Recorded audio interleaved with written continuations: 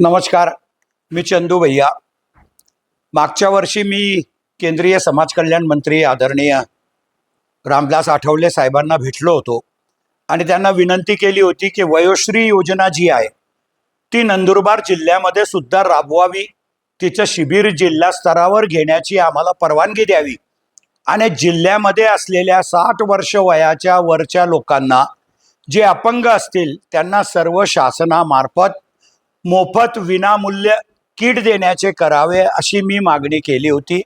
सुदैवानं ती माझी मागणी मान्य झाली आणि रामदास आठवले साहेबांनी मला पत्र दिलं की या आर्थिक वर्षातच म्हणजे 25-26 मध्ये 31 मार्चच्या आत नंदुरबार जिल्ह्यामध्ये सुद्धा शिबिर घेणं अत्यंत गरजेचं आहे।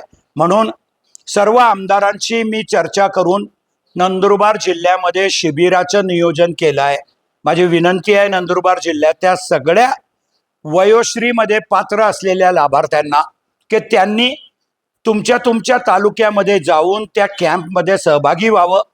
त्यांना कमरेचा पट्टा, मानेचा पट्टा, पाठीचा पट्टा, गळ्याचा पट्टा, नंतर वॉकर हे सगळे किंवा संडासाची शीट हे सगळे भेटणार आहे आणि हे सगळं साहित्य घ्यायचं असेल तर तुम्हाला त्या कॅम्पमध्ये सहभागी व्हावं।